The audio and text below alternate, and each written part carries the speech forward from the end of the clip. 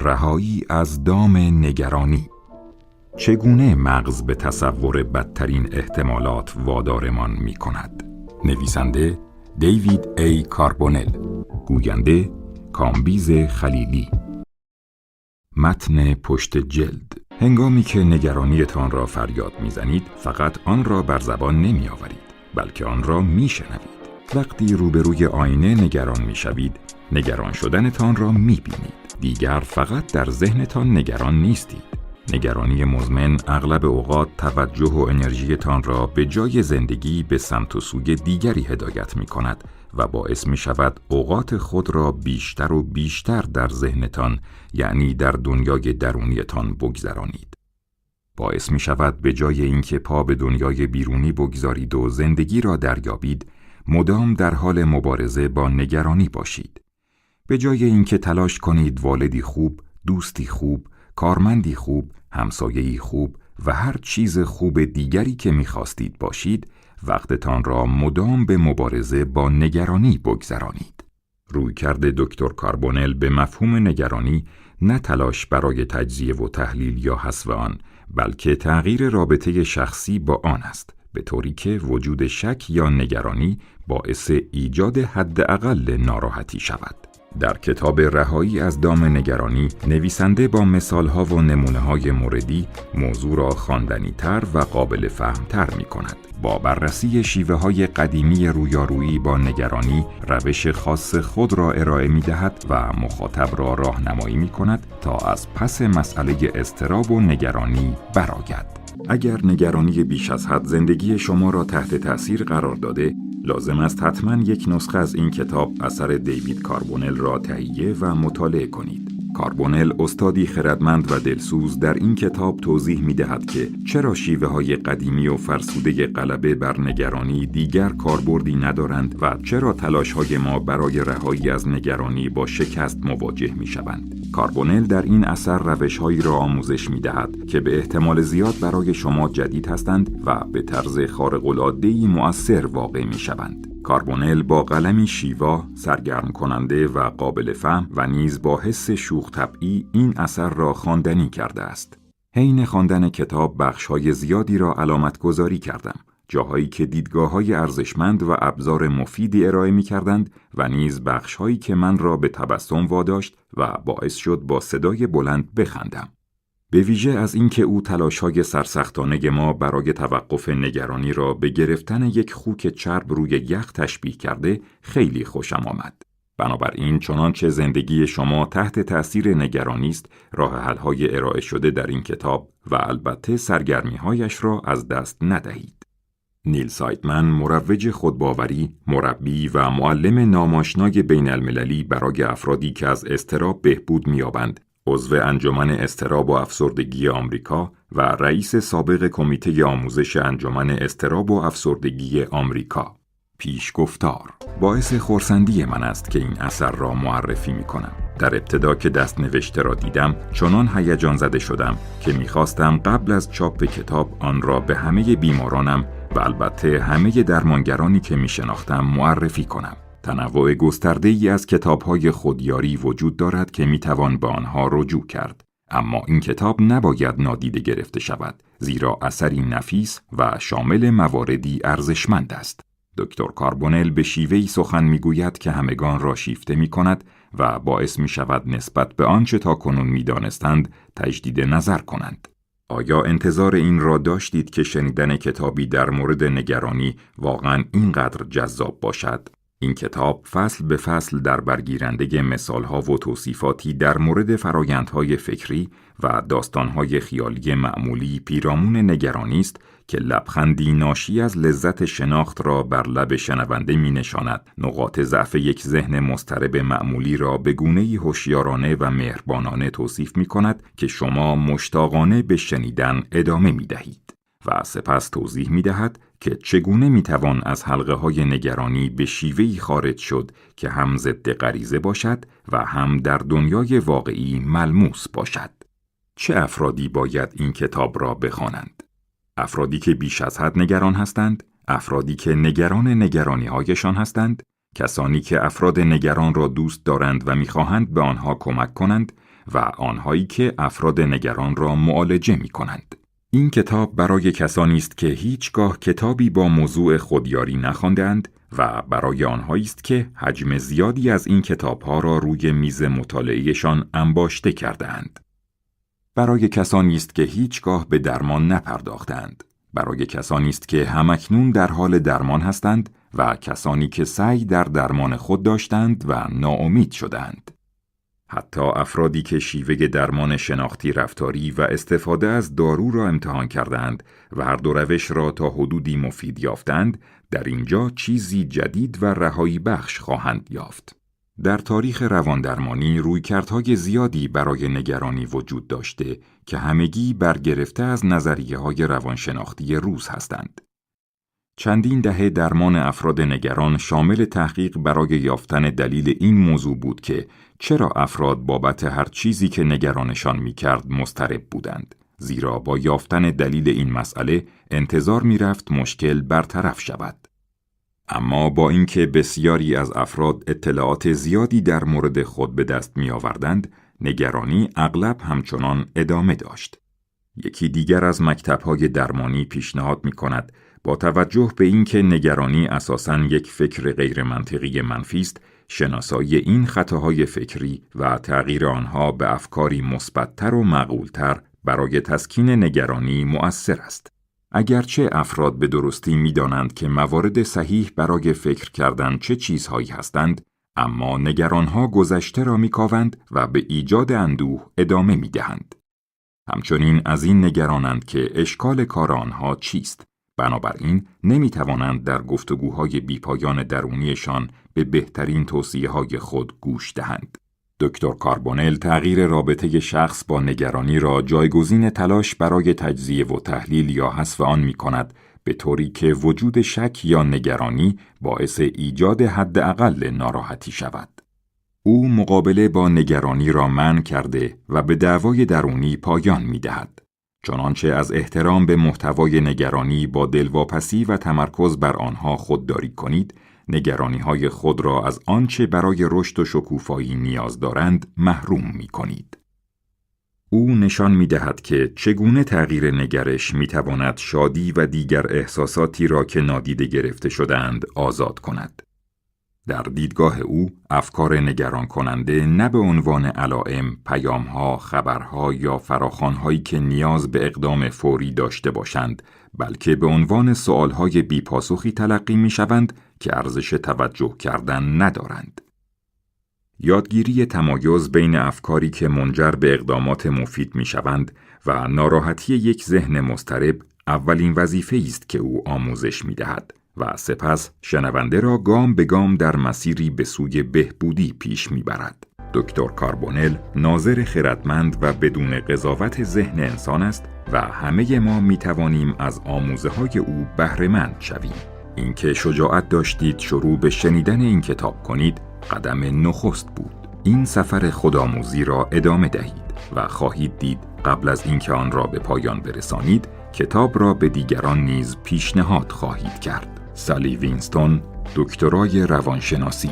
مقدمه: جو پشت میز نشسته و با همسر و بچه‌هایش شام می‌خورد. بچه‌ها هیجان زده هستند چون درباره اولین روز مدرسه‌شان و هرچه آن روز اتفاق افتاده صحبت می‌کنند. اگر شما آنجا بودید، متوجه می‌شدید که جو ساکت‌تر از همسرش است، اما گاهگاهی با اشتیاق سری تکان می‌دهد و به ظاهر در بحث حضور دارد. با این حال چنانچه امکان استراق سمع افکار جو وجود داشت، تصویر متفاوتی از او به دست می‌آوردید. هرچند گاهگاهی سری تکان می‌دهد و به افراد خانواده نگاه می‌کند، اما گفتگوی درون سرش اصلاً در مورد روز اول مدرسه یا غذای روی میز نیست. جو توجه چندانی به آنچه همکنون سر میز غذاخوری، یعنی در دنیای بیرون در حال جریان است، ندارد. ذهن جو روی زمان و مکان دیگری در دنیای درونی خودش متمرکز است. جو به این موضوع فکر می‌کند که خانم رئیس فردا برمیگرده و حتما میخواد پیشنویس گزارشمو در مورد برنامه بازاریابی ببینه. اگه اونو دوست نداشته باشه چی؟ اگه فکر کنه که تا حالا باید گزارش حرفه‌ای‌تری آماده میکردم چی؟ من بیشترین دریافتیو دارم. اگه به این فکر کنه که یه فرد جوانتر و با حقوق کمتر جایگزین من کنه چی؟ جو ناگهان متوجه می شود دنیای بیرونش ساکت شده است. خانواده‌اش صحبت کردن را متوقف کردند و همه چشمها خیره به اوست. نگاهش را به تک تک چهره‌ها معطوف می کند و می پرسد چی شده؟ دخترش با خنده فریاد می زند بابا نمیخوای اون کره رو بدیش من؟ 2 بار ازت خواستم. جو با عجله کره را به او می دهد. شوخی می کند تا بر بی‌توجهی‌اش سرپوش بگذارد و بچه‌ها از حواس پرتی پدرشان می خندند. اما جو متوجه نگاهی نگران در چهره همسرش می شود و یک نگرانی جدید به سراغش می آید. اگه اون متوجه شه که من چقدر نگران کارمم چی؟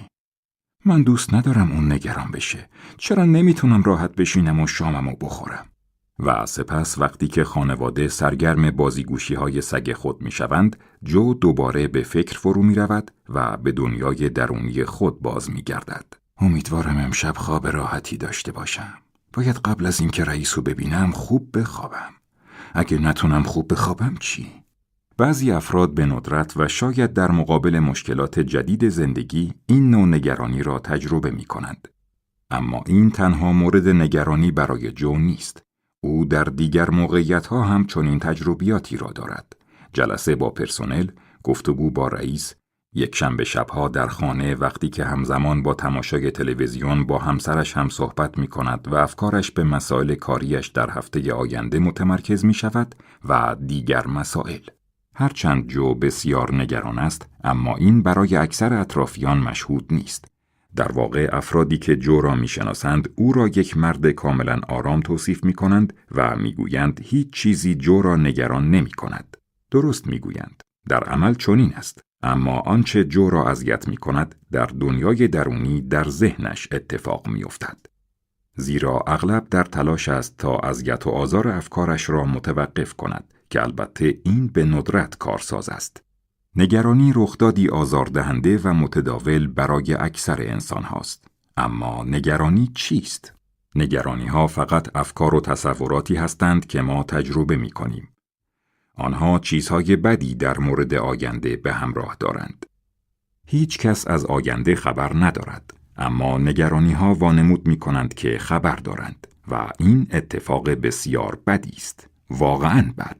نگرانی ها درست مثل مهمان های ناخوانده بی دعوت می آیند. این مهمانان ناخوانده همانند مبلغین متعصب هستند. آنها پیامی دارند که فکر می کنند مهم است، مثل یک هشدار.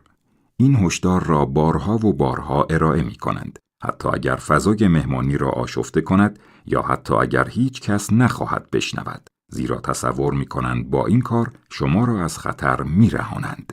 کسی از بروز نگرانی ها لذت نمی برد و همچنین هیچ کس از آنها استقبال نمی کند، زیرا از نظرشان اغراق‌آمیز و غیر محتمل هستند و بر مشکلاتی فرضی تمرکز دارند که احتمالاً رخ نخواهند داد. با این حال به سختی می توانید آنها را از ذهنتان دور کنید و در نتیجه توجه شما از برنامه کاری و دنیای اطرافتان دور می شود. مثل راننده ها که تمرکزشان را از جاده بر می دارند و به تصادف کنار جاده نگاه می کنند، توجه شما هم به دنیای درونتان در جستجوی افکاری سرشار از حوادث بد احتمالی متمرکز می شود. نگرانی های جو به شدت او را کلافه کردند. آنها شادی را از زندگیش گرفتند. اوقات فراغتش را تحت تأثیر قرار دادند و هر چند موفقیت‌های زیادی در زندگی به دست آورده است، اما باز هم احساس بیکفایتی دارد. اگر شما هم مانند جو به طور مداوم از افکار نگران کننده ناخواسته در عذاب هستید، باید جنبه دیگری از نگرانی را مد نظر قرار دهید که در واقع نوع ارتباط شما با نگرانی است. با توجه به اینکه شما در حال شنیدن این کتاب هستید، احتمالاً درباره نگرانی زیاد فکر کرده اید. با این حال ممکن است به ذهن شما خطور نکرده باشد که شما هم با آن رابطه دارید، ولی قطعاً دارید. رابطه شما با نگرانی همان اهمیتی است که به آن می دهید. اینکه چگونه نگرانی‌هایتان را تفسیر می کنید، در واکنش به نگرانی‌ها از نظر عاطفی و فیزیکی چه احساسی دارید، می خواهید با نگرانی‌هایتان چه کنید، چه شیوه‌هایی برای انجام آنچه می خواهید به کار می برید، روش‌هایی که در آنها نگرانی‌هایتان بر رفتارتان تأثیر می‌گذارند کدامند و همچنین باورهای شما در مورد نگرانی چه هستند؟ در این کتاب به شما کمک می‌کنم نگاهی دقیق به ارتباطتان با نگرانی داشته باشید و آن را به نفع خودتان تغییر دهید. شاید مهمترین جنبه ارتباط افراد با نگرانی این است که نگرانی چگونه آنها را فریب می‌دهد. اگر اغلب نگرانی و مشکلات ناشی از آن را بیشتر از آنچه منطقی و معمولی می‌دانید تجربه می‌کنید، شاید به این دلیل باشد که ترفند نگرانی ارتباط شما با خودش را به نحوی شکل داده است که آن را ماندگارتر و ناراحت کننده تر کرده است. در این کتاب به شما کمک خواهم کرد تا ترفند نگرانی را شناسایی کنید، شواهد آن را در زندگیتان مورد توجه قرار دهید و ارتباطتان با آن را چنان تغییر دهید که قدرتش در مختل کردن زندگی شما به سطوح عادی‌تری کاهش یابد. شاید با خود نگرانی به تنهایی به عنوان یک مشکل مواجه شوید یا اینکه آن را به عنوان بخشی از یک مشکل گسترده‌تر که اختلال اضطراب نامیده می شود تجربه کنید، مانند اختلال‌های اضطراب فراگیر، اختلال عصبی، ترس‌های اجتماعی، یک ترس خاص یا اختلال‌های وسواسی شدید. شیوه‌هایی که در این کتاب به شما معرفی خواهم کرد می توانند به عنوان روش‌های خودیاری یا بخشی از یک روند تخصصی درمانی مورد استفاده قرار گیرند. بستگی به نیاز و شرایط شما دارد. جو به سختی تلاش کرده تا از شر نگرانیش رها شود، اما موفقیت اندکی حاصل شده است. وقتی خانواده و دوستان خیرخواه به او میگویند نگران نباش، ناراحت می شود. انگار مشکل ساده است و راه حل آسانی دارد. او روش‌های زیادی را امتحان کرده است. توقف فکر، سرگرم کردن خود، دعا، مراقبه، اصلاح رژیم غذایی، ورزش، مکمل‌های غذایی، کسب اطمینان خاطر از همسرش، جستجو در اینترنت برای کسب اطمینان خاطر و دیگر راه حل‌ها، بدون اینکه تلاش‌هایش را آشکار کند. با این حال جو و میلیون‌ها انسان دیگر مثل او می‌توانند تأثیرات مخرب نگرانی را در زندگیشان کاهش دهند. چنانچه متوجه شده اید در زندگیتان بیش از حد منطقی نگرانی دارید و در تلاشتان برای رهایی از آن ناامید شده اید، راه‌های بهتری برای مدیریت نگرانی وجود دارد. من در شناسایی این راه‌ها و به کارگیریشان به شما کمک خواهم کرد. پیشنهاد می‌کنم شنیدن این کتاب را با شروع از صفحه اول در آرامش، یادداشت برداری و پاسخ به سوالات من در طول مسیر پیش ببرید. من با مراجعان زیادی که با نگرانی درگیر بودند کار کردم و روش‌هایی که ارائه می‌دهم برای بسیاری از آنها مفید بوده است. مانند همه آنها ممکن است احساس کنید تحت فشار هستید و باید با عجله این کتاب را برای رسیدن به سریع‌ترین نتایج ممکن تمام کنید. اما این کار را نکنید. دستور پخت یک پیتزای یخزده چیزی شبیه به این است: با درجه حرارت 400 به مدت 20 دقیقه پخته شود. چنانچه شما واقعاً گرسنه یا اینکه کم طاقت باشید، شاید با خود بگویید من آن را با درجه 800 به مدت 10 دقیقه میپزم.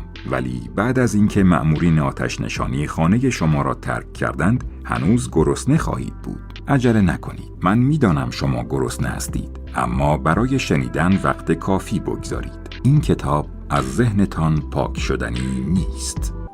1. ترفند نگرانی. این فصل شما را با ترفند نگرانی آشنا می کند و نشان می دهد که افراد چگونه به معنای واقعی کلمه در دام نگرانی هایشان می افتند. این نخستین مرحله از فرآیندی است که به شما کمک می کند تأثیر نگرانی ها را در زندگیتان کاهش دهید.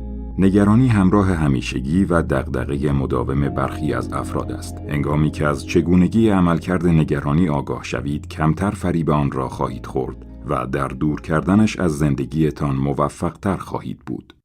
هدف من از نوشتن چنین کتابی این است که نقش نگرانی را برای شما در حد یک مزاحمت ناچیز پایین بیاورم. یکی از ویژگی‌های جهان شمول نگرانی این است که افراد همواره در پی کاهش میزان آن هستند. من تا به حال مراجعه کننده‌ای نداشتم که نگرانی بیشتری را طلب کند یا به دنبال سطح بهتری از نگرانی باشد. چرا این گونه است؟ چرا افراد قدردان علائمی که نگرانی‌ها به همراه دارند نیستند؟ چنانچه دزدان در حال سرقت اتومبیل من باشند، از همسایه‌ای که من را خبردار کرده تا با پلیس تماس بگیرم قدردان خواهم بود. احتمالاً پاداشی هم برایش در نظر می‌گیرم. چرا در مورد هشدارهایی که نگرانی به ما می‌دهد این گونه عمل نمی‌کنیم؟ نگرانی مهمانی ناخوانده. افراد به ندرت از نگرانی‌هایشان استقبال می‌کنند، چرا که در بیشتر مواقع اطلاعات جدید و مفیدی ندارند. در عوض مشکلات بالقوه‌ای را بازگو می‌کنند که افراد به خوبی از آنها آگاهند یا در خصوص رخدادهای محتملی هشدار می‌دهند که ناممکن و اغراق‌آمیز هستند. این بیشتر شبیه نق زدن است تا ارائه یک خبر مفید. اگر نگرانی‌ها اطلاعات مفید و مهمی داشتند، شما به آنها خوش آمد می‌گفتید، اما معمولاً پیامدی وحشتناک به همراه دارند. اگر نگرانی‌های شما حتی به اندازه 1% از اوقات هم مفید بودند، در آن صورت شما در حال شنیدن این کتاب نبودید. پیشبینی‌های نگران کننده بر پایه احتمالات نیستند، بلکه بر این اساس هستند که اگر اتفاق بیفتند چقدر وحشتناک خواهند بود. آنها نه بر اساس شایدها که بر پایه ترس‌ها هستند. چنانچه نگرانی‌ها همسایه‌های شما بودند، قطعاً تغییر مکان می‌دادید. اگر کارمند شما بودند، آنها را اخراج می‌کردید. اگر یک شبکه رادیویی بودند، کانال را عوض یا اینکه در کل آن را خاموش می‌کردید و مشکل دقیقاً همین جاست. مغز شما دکمه خاموشی ندارد و از طرفی هیچ راه حل آسانی برای غلبه بر افکار نگران کننده وجود ندارد. این همان چیزی است که باعث پیچیدگی نگرانی می شود و غریزه طبیعی شما سعی در متوقف کردن آن دارد. قطعاً همینطور است. اگر یک مگس در اطراف شما در حال وزوز باشد، آن را با یک ضربه مهلک حذف می کنید. اما هیچ راه حل راحت و مؤثری برای خلاص شدن از شر نگرانی ندارید، زیرا ما به این شکل ساخته نشده ایم و البته موضوع بسیار پیچیده تر از یافتن راهی برای متوقف کردن نگرانی است. کوشش‌های ما در جهت غلبه بر نگرانی به جای اینکه اوضاع را بهتر کند، تقریباً همیشه اوضاع را وخیم‌تر می‌کند. الگوی نگرانی را می‌توان تغییر داد. هرچند یافتن راه حلی برای غلبه بر نگرانی دشوار است، اما به این معنی نیست که هیچ کورسوی امیدی وجود ندارد. نگرانی در حقیقت یک مسئله عملی قابل مدیریت است. افراد در مواجهه با نگرانی همواره با مشکلات زیادی روبرو هستند، زیرا آشکارا آنها را فریب می‌دهد، تحریکشان می‌کند و به واکنش وامی دارد، واکنشی که مشکل را شدیدتر و گسترده‌تر می‌کند. اگر برای مدت طولانی با نگرانی درگیر بوده اید و هنوز موفق به حل مشکل نشده اید، درست به همین علت است.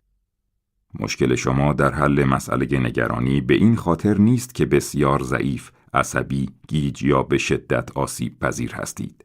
شما در حل این مسئله ناتوانید چون برای حل آن به دام روش‌هایی افتاده اید که بر شدت مسئله افزوده و آن را مزمن‌تر می‌کنند. قصد دارم به شما کمک کنم تا این ترفند را کشف کنید، شواهد آن را در زندگیتان پیدا کنید و بیاموزید که چگونه به شیوهی مؤثرتر با آن برخورد کنید. ترفند نگرانی چیست؟ ترفند این است: شما با تردید مواجه می شوید و با آن همانند خطر رفتار می کنید. ما همه به گونه‌ای زندگی می کنیم که گویی می دانیم قرار است چه اتفاقی رخ دهد. اکثر روزها وقتی از خانه بیرون میزنم و به دفتر میروم، به همسر و پسرم میگویم که چه زمانی برمیگردم. من این را به نحوی میگویم که میتوانیم طبق آن برنامه ریزی کنیم، هرچند واقعا از آن مطمئن نیستم. ممکن است یکی از جلسه هایم طول بکشد یا گاهی امکان دارد زودتر از موعد به خانه بازگردم، چرا که یکی از جلساتم لغو شده است. گاهی درگیر مکالمات تلفنی طولانی میشوم. ممکن است اتومبیلم پنچر شود یا در ترافیک گیر کنم و حتی اگر روز بد من باشد با مرگ مواجه شوم. من معمولاً توجه چندانی به آن تردیدها نمی کنم. مطمئن هستم که وجود دارند، زیرا از آینده خبر ندارم. اما معمولاً چندان نگرانم نمی کنند. فقط سرم به کار خودم گرم است و تصور می کنم باید منتظر بمانم تا به هر رخدادی در زمان خودش واکنش نشان دهم. خطر یا نگرانی. اگر شما یا من با تردیدی درگیر باشیم که نگرانمان کرده است، احتمالاً هر کدام از ما به شکل متفاوتی به آن واکنش نشان می دهیم. شاید به جای اینکه آن تردید را یک ناراحتی معمولی به حساب بیاوریم، نشانی از خطر قلمدادش کنیم. زمانی که فریب می‌خورید و آن ناراحتی را یک خطر به حساب می‌آورید، به درگیری با آن تردید ترغیب می‌شوید تا افکار ناخواسته را از ذهن خود دور کنید. چگونه درگیر یک کشمکش یا تردید می‌شوید؟ ممکن است شدیداً تلاش کنید تا خودتان را متقاعد کنید که آن رخداد ترسناک به راحتی اتفاق نخواهد افتاد. این معمولاً به بحث با خودتان منجر می‌شود و پیامد آن اضطراب بیشتر است. سعی می کنید دیگر به آن فکر نکنید که پیامد آن درست همانند پیامدی است که ممنوع کردن یک کتاب در بر خواهد داشت و نتیجه آن توجه بیشتر و علاقه وافر به یک موضوع نامطلوب است. شاید تلاش کنید در مقابل آن رخداد ترسناک از خود دفاع کنید، اما در پی آن دچار دلهره می شوید که آیا آن دفاع کافی بوده است یا خیر، و ممکن است دوستان و خانوادگتان را با درخواست‌های مکرر برای کسب اطمینان خاطر از این مسئله آزار دهید. با این حال وقتی آنها میگویند که بهتر خواهید شد، باز هم نگران میشوید که مبادا شما را دست میاندازند تا دیگر درباره آن صحبت نکنید. و شما عمیق و عمیق‌تر و با ترس و شک مضاعف و کشمکش بی سرانجام برای حل مشکلتان در آن فرو میروید. ترس از ناشناخته ها. افراد گاهی به گونه‌ای درباره ترس از ناشناخته ها صحبت می کنند که گویا دسته خاصی از ترس ها هستند. هر چیزی در مورد آینده ناشناخته است. آنچه باعث ترس از آینده می شود قسمت ناشناخته آن نیست، بلکه مشکل درست زمانی بروز پیدا می کند که افراد آینده را در نظر می گیرند و تصور می کنند می دانند چه رخ خواهد داد و ترس در همان لحظه پیدا می شود.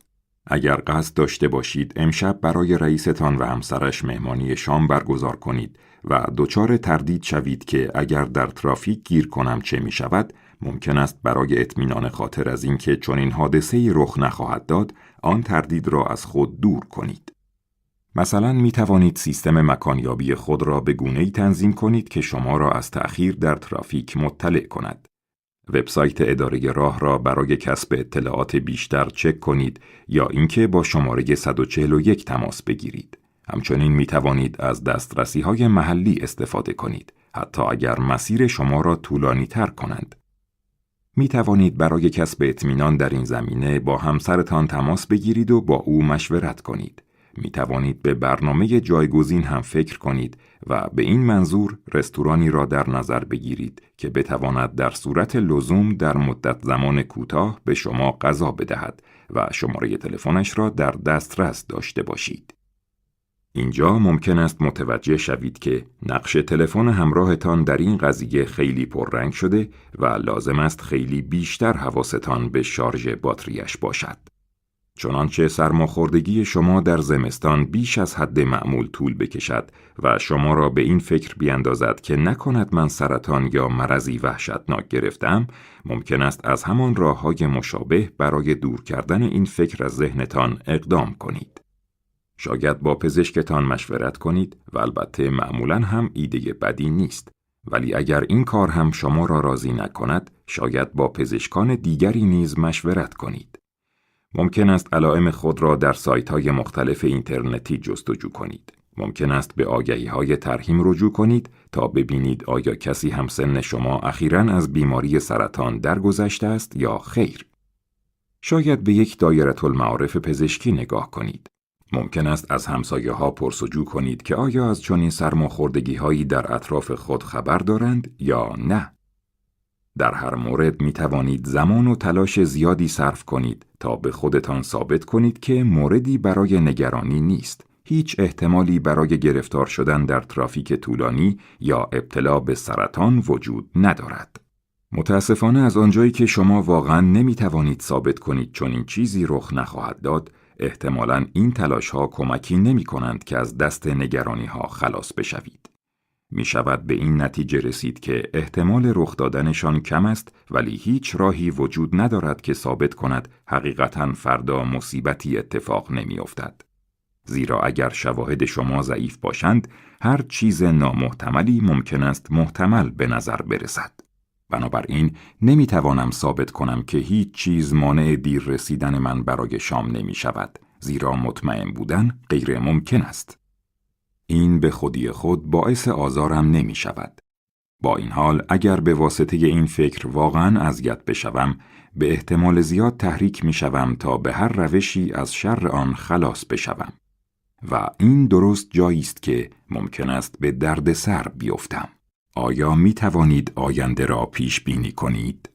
شوهری که خیلی نگران تصادفات رانندگی است، احتمالاً هرگاه که همسرش به موقع به خانه نمی رسد، بسیار مضطرب می شود. ممکن است برای اطمینان خاطر با تلفن همراه او تماس بگیرد تا مطمئن شود که در سلامت است.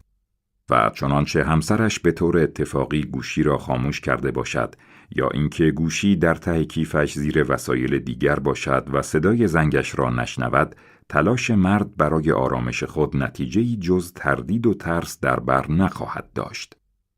در پی آن ممکن است تلویزیون را روشن کند تا ببیند آیا در آن حوالی تصادفی رخ داده است یا خیر. ممکن است به این فکر کند که با بیمارستان‌های محلی تماس بگیرد تا ببیند آیا او آنجاست یا نه. ممکن است با ماشین چرخی در اطراف بزند بلکه ماشین همسرش را ببیند و حتی ممکن است حین رانندگی نگران این باشد که از بیمارستان با تلفن منزلش تماس بگیرند.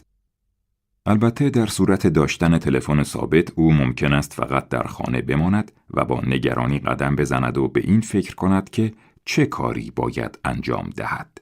نگرانی چگونه نتیجه معکوس به همراه می آورد؟ طنز اصلی ماجرا در اینجاست که تلاش‌های شما برای غلبه بر نگرانی اغلب نتیجه معکوس به همراه دارد. بیشتر اوقات وقتی تلاش می کنید از یک نگرانی دوری کنید، به احتمال زیاد مغلوب می شوید. در واقع شما در اثبات اینکه هیچ اتفاق بدی رخ نخواهد داد، شکست می‌خورید و این شکست را گواه بر این می‌گیرید که حتما اتفاق بدی خواهد افتاد. شما در نتیجه تلاش‌هایتان برای غلبه بر نگرانی بیشتر نگران خواهید شد. این اصل ماجرای ترفند است. ما هیچ کدام از آینده خبر نداریم. حداقل تا امروز می‌دانیم که همگی خواهیم مرد. ولی نمیدانیم چه زمانی و چگونه. با اینکه به احتمال زیاد فردا خیلی شبیه امروز خواهد بود، اما حتی اگر بکوشید که ثابت کنید فردا متفاوت نیست، به نتیجه‌ای نمی‌رسید و اگر شکست خود را در اثبات متفاوت نبودن فردا با امروز به عنوان شاهدی بر رخداد بد در نظر بگیرید، درگیر نگرانی‌های زیادی خواهید شد. در ادامه مثالی از زندگی خودم می‌آورم. مدت کوتاهی بعد از اینکه پسرم به دنیا آمد، یرقان گرفت و پوستش زرد شد. این بیماری در میان نوزادان شایع و کاملاً بی‌ضرر است و اغلب در عرض چند روز ناپدید می شود. چنانچه نیاز به درمان باشد، از نوردرمانی استفاده می شود و در آن حالت نوزاد را چند روز در معرض نور مخصوصی قرار می دهند. پسرم به نوردرمانی نیاز داشت. گفتگوی ما با پزشک اطفال بسیار مایوس کننده بود. همسرم پرسید اگر نوردرمانی مشکل را برطرف نکند چه رخ خواهد داد؟ متخصص پاسخ داد این حالت تقریباً نامحتمل است و نوردرمانی همیشه نتیجه داده است و به برخی مشکلات نادر اشاره کرد که در صورت عدم موفقیت ایجاد می شود. همسرم پرسید در آن صورت چه کاری می توانیم انجام دهیم؟ و پزشک به چند روش مختصر اشاره کرد که ممکن بود مؤثر باشند. همسرم پرسید چنانچه آن روش‌ها هم جواب ندهند چه باید کرد؟ دکتر گفت بعید است، ولی در شرایط حاد با جایگزینی کامل خون بدن پسرمان احتمالاً می شود مشکل را حل کرد. همسرم پرسید که آیا این روش ایمن است؟ دکتر پاسخ داد که تزریق خون عموماً مطمئن است، اما همیشه خطر ابتلا به ایدز، هپاتیت سی و سایر بیماری‌ها به دنبال انتقال خون وجود دارد. 10 دقیقه هولناکی بود. ما در عرض چند ثانیه به جای انجام مراقبت‌های کاملا معمولی برای پسر زیبایمان به این فکر افتادیم که او احتمالاً قبل از اولین سالگرد تولدش دچار ایدز خواهد شد و این کاملا ابلهانه بود. نه اینکه ما احمق بوده باشیم، بلکه در حقیقت همه ما کارهایی را انجام می‌دادیم که نقش طبیعیمان به عنوان پزشک و والدین ایجاب می‌کرد. همسرم در تلاش برای رفع نگرانی‌هایش بود و در قبال سوالات بعید و فرضیش پاسخهای مشخصی می‌خواست. پزشک هم به این امید که نگرانی‌های ما را برطرف کند، به آن سوالات پاسخهای دقیق و کاملی می‌داد. من حرفی نمی‌زدم، زیرا نمی‌توانستم بفهمم که چگونه باید شرایط را بهتر کنم. و نتیجه این شد که ما مدت زیادی درگیر نگرانی وحشتناکی بودیم که تقریباً، البته نه کاملاً، تضمین شده بود که رخ نمی‌دهد. به مدت چند روز تا هنگامی که زردی آرام آرام ناپدید شد، ما گاه به گاه درگیر این فکر بودیم که پسرمان دچار یک بیماری وحشتناک شده است.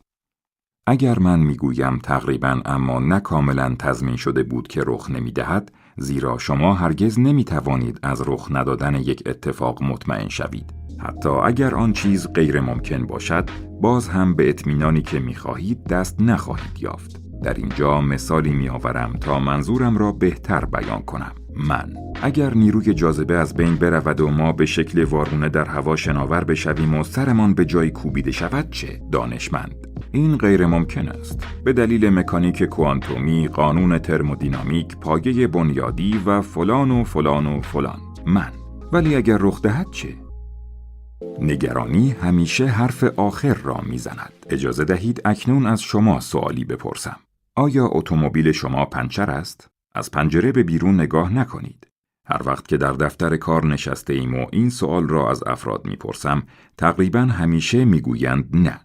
ولی آنها از دفتر من نمیتوانند اتومبیلشان را ببینند. پس از کجا میدانند؟ مطمئناً نمیدانند. موضوع این است که آنها آخرین باری که به ماشین خود نگاه کردند پنچری نداشتند و این برایشان کافی است. آنها فرض را بر این می‌گذارند که لاستیک‌ها هنوز سالم هستند، مگر اینکه نگرانی خاصی در مورد پنچر شدن داشته باشند. اما در مورد موضوعات خاصی که بابت آنها نگران هستند، می‌خواهند کاملاً مطمئن شوند که مشکلی در کار نیست و به این دلیل مدام در تلاش هستند تا به خود ثابت کنند مشکلی که از آن می‌ترسند محقق نمی‌شود و هرگز هم نخواهد شد. اگر می‌خواستند از پنچر نبودن اتومبیلشان مطمئن شوند، شاید در طول جلسه مایل بودند سری به پارکینگ بزنند و احتمالاً حین صحبت کردن ما به تردید خود اشاره می‌کردند و به دنبال اطمینان خاطر بودند. برای برون رفت از این مشکل راهی وجود دارد و من این کتاب را نوشتم تا در یافتن آن به شما کمک کنم. ممکن است همانند اکثر کسانی که با نگرانی و اضطراب درگیر هستند، حتی برای شنیدن این کتاب نیز احساسات مختلفی داشته باشید و در عین حال که امیدوارید راه حل‌هایی برای شما داشته باشد، نگران هستید که دردسرهای بیشتری برای شما به همراه بیاورد. شاید با خود بگویید که به اندازه کافی مشکل دارید و برای فکر کردن به موارد جدید نیاز به کمک ندارید. شاید در یک کتاب فروشی نگاهی گذرا به آن انداخته اید و چند صفحه‌ای را از نظر گذرانده اید. یا چند صفحه‌ای از آن را برای نمونه شنیده اید و در صورتی که باعث اضطرابتان شده باشد، شنیدن آن را متوقف کرده اید. افراد اغلب چنان به استفاده از حواس پرتی و دیگر راه‌های اجتناب از افکار ناخوشایند عادت دارند که حتی ایده شنیدن یک کتاب درباره نگرانی برایشان نگران کننده است. زیرا این برخلاف غریزه طبیعی آنهاست که در جستجوی گریز از نگرانی است. بنابراین ممکن است یا در حقیقت به احتمال زیاد از لحظه‌ای که شروع به شنیدن این کلمات کردید بیشتر احساس اضطراب کنید. من متوجه هستم که تا چه اندازه میتواند ناراحت کننده باشد، ولی میخواهم آگاه باشید که اصلاً نشانه بدی نیست. اضطراب آورترین جلسه افرادی که برای کمک در مورد اضطراب و نگرانی به من مراجعه می کنند، جلسه نخست است. آنها امیدوارند نتیجه خوبی به دست بیاورند. برای همین می ترسند که چنین نشود و خصوصاً از این می‌ترسند که این ملاقات به جای کاستن نگرانی بر شدت آن بیفزاید. این اضطرابی قابل پیش‌بینی است و از آن نوع نگرانی‌هایی است که احتمالاً درست وقتی وظیفه‌ای بر دوش شما قرار می‌گیرد آن را احساس می‌کنید. آیا هیچگاه کنار ساحل لب آب ایستاده اید تا سعی کنید قبل از ورود به آب به دمای آن عادت کنید؟ ممکن است در حالی که سردتان است مدتی آنجا بایستید، پایتان را به آب بزنید و سعی کنید به آن عادت کنید. ولی احتمالاً با وجود تمام تلاشتان احساس سرمایه بیشتری می کنید، زیرا در برابر نسیم ایستاده اید و تفاوت درجه حرارت پوستتان و آب را احساس می کنید. در واقع تا زمانی که وارد آب نشوید به دمای آب عادت نخواهید کرد و پس از آن احساس راحت تری خواهید داشت. شما با به تأخیر انداختن ورودتان به آب، یعنی چیزی که باعث آرامشتان می شود، اشتیاق طبیعی خود را برای احساس آرامش به عدم آرامش تبدیل می کنید. معمولاً نگرانی به این شیوه عمل می کند. احساس عصبانیت در همان ابتدای کار قابل قبول است و در حقیقت بسیار قابل پیش بینی است. فریب نگرانی را نخورید. ناپدید می شود. به دریا بزنید. آب زیباست. با افراد نگران آشنا شوید. پیش از آنکه بیشتر وارد بحث نگرانی مزمن شویم، بهتر است شما را با 2 انسان نگران آشنا کنم.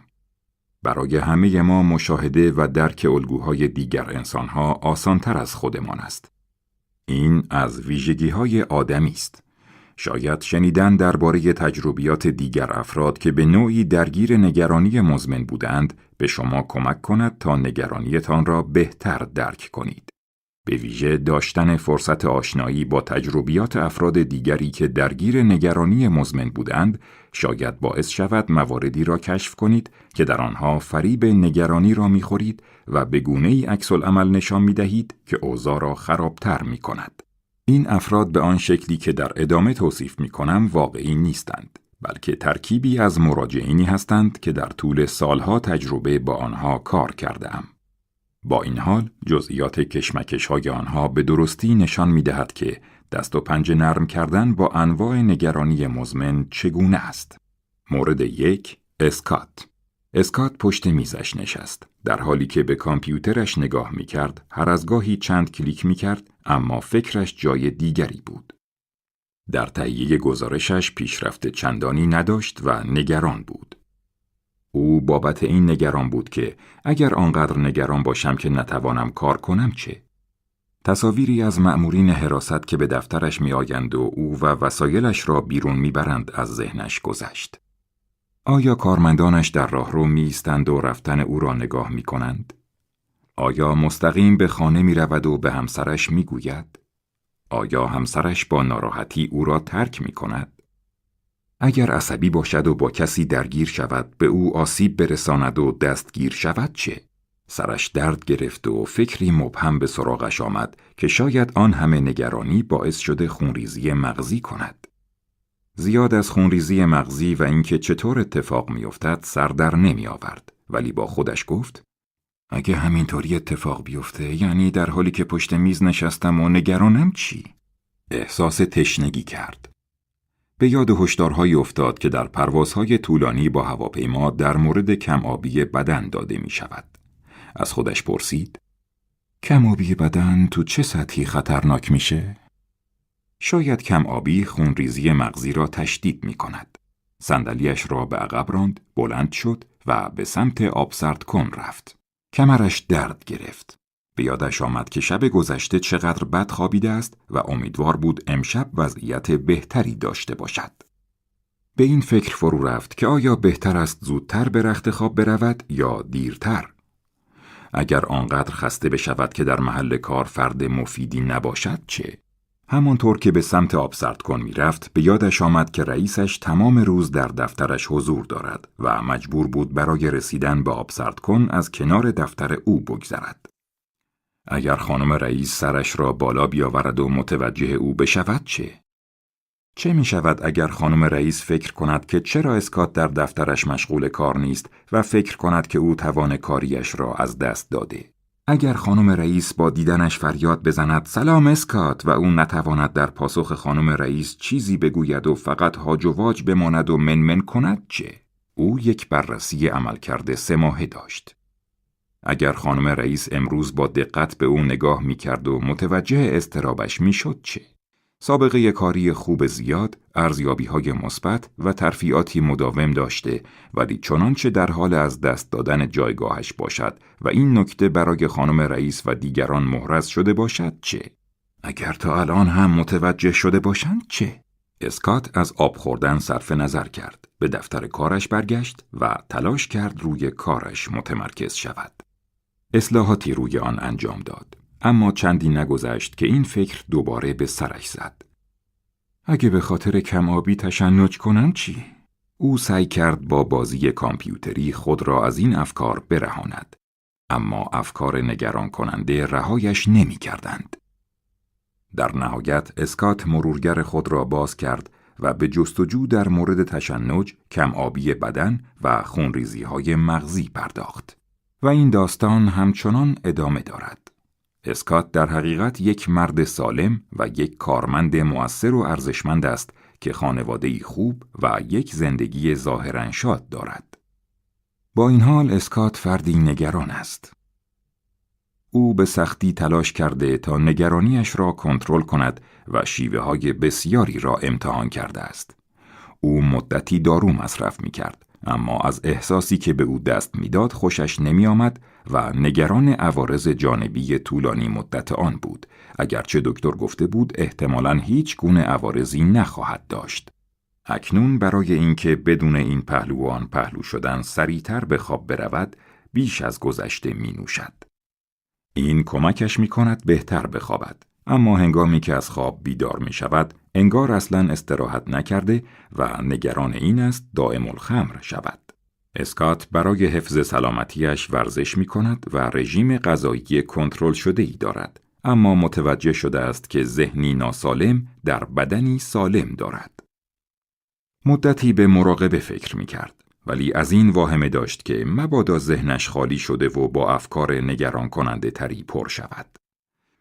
او زمان زیادی را صرف حواس پرتی خود و دوری از افکار ناخوشایند می کند.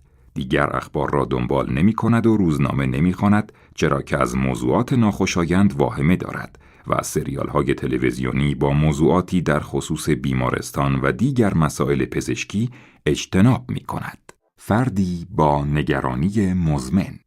اسکات چندین مرحله به درمان پرداخت و به اختلال اضطراب فراگیر مبتلا شد.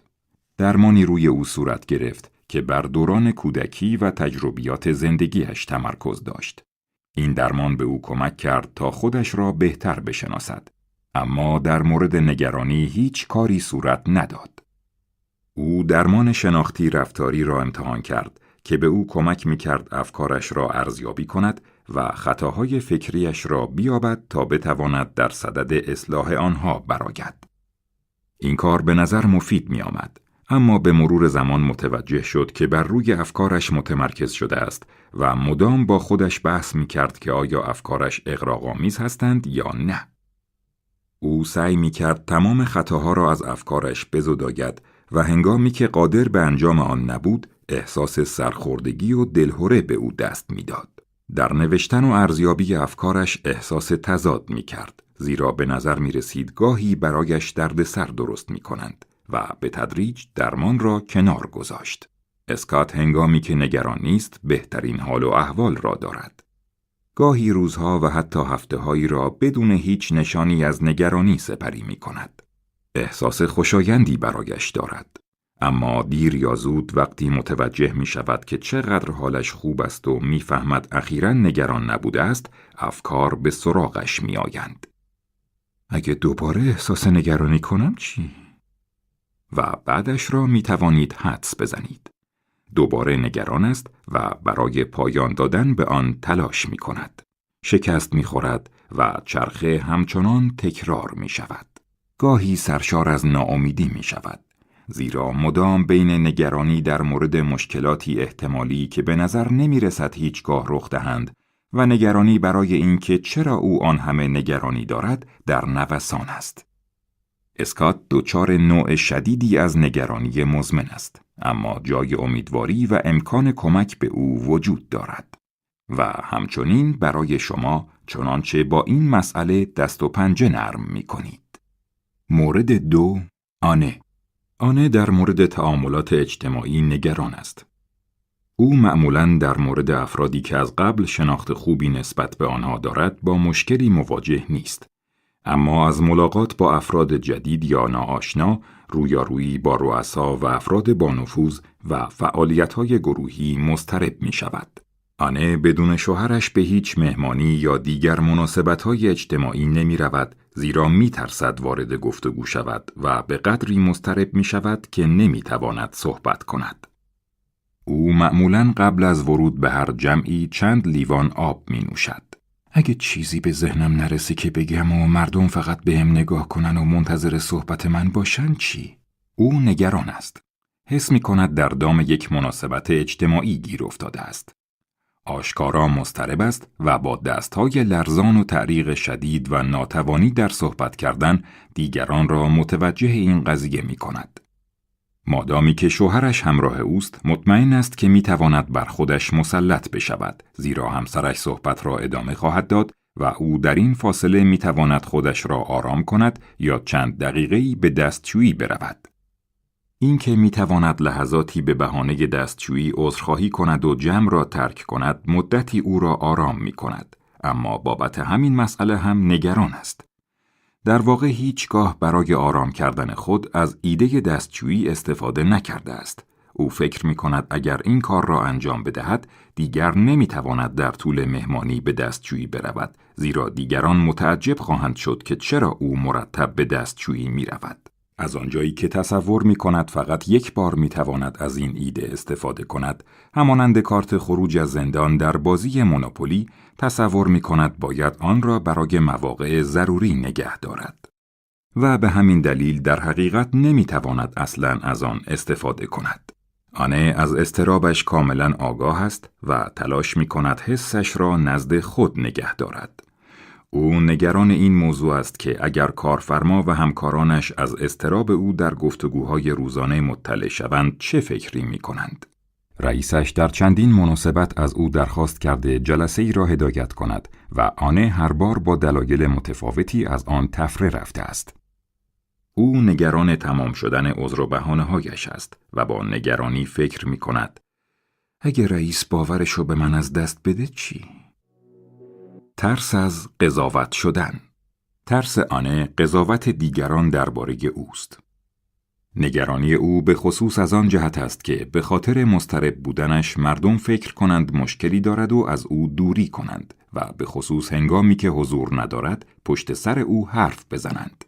یکی از جوانب مضحک ترس آنه این است که او همزمان معتقد است من بی‌ارزشم و همچنین فکر می کند که همه دوست دارن منو تماشا و قضاوت کنن. درمان اختلال اضطراب اجتماعی برای آنه احتمالاً مفید خواهد بود، اما او از لحظه نشستن مقابل غریبه‌ای که سوالات آزاردهنده میپرسد هراس دارد. آنه نگران است که اگه تو همون لحظه جلوی درمانگر وحشت کنم چی؟ حتما مثل دیوونه‌ها به نظر میرسم. نگرانی‌های او در مورد نگرانی‌هایش مانع از آن می‌شود که کمک‌های لازم را دریافت نماید. او اگر بتواند راهی متفاوت برای ارتباط با این نگرانی‌ها پیدا کند، کمکش می‌کند تا زندگیش را پیش ببرد. مرور مطالب. آنه، اسکات و میلیون‌ها آدم شبیه این دو نگرانی‌های متفاوتی دارند و بر ترس‌های متفاوتی متمرکز هستند. وجه اشتراک همه آنها نحوه ارتباطشان با نگرانی است. آنها تلاش می کنند تا بر نگرانی‌هایشان غلبه کنند، ولی در می‌یابند که نگرانی‌هایشان نه تنها از بین نرفته، بلکه افزایش نیز یافته است. مدام تکرار می کنند هرچه سخت‌تر تلاش می کنم اوضاع بدتر می شود و در نتیجه ناامیدتر می شوند و احساس بیکفایتی می کنند. آنها معمولاً فکر می کنند افرادی ناکارآمد هستند و توانایی انتخاب یک راه ساده برای پاکسازی ذهنشان ندارند و بنابراین نتیجه می گیرند که مشکلی در آنها وجود دارد. اگر این به معنای واقعی کلمه درست باشد، هرچه سخت‌تر تلاش می‌کنم اوضاع بدتر می‌شود، نتیجه می‌گیریم که روش‌های انتخابی شما برای حل مسئله صحیح نبوده است. مشکلی در شما وجود ندارد و این بدان معناست اگر شما به خاطر مشکلات نگرانی خود را سرزنش می‌کنید، مشکل را در جای درستش جستجو نکرده اید. تلاش‌هایی که افراد برای توقف نگرانی‌هایشان به کار می‌برند، باعث تقویت و تداوم آنها می‌شود. شناخت ترفندهایی که نگرانی در زندگی آنها و همچنین شما به کار می‌برد، برای حل این مسئله کمک ارزشمندی خواهد بود. در فصل آینده در خصوص ارتباط شما با نگرانی مزمن شیوه جدیدی معرفی می‌کنم.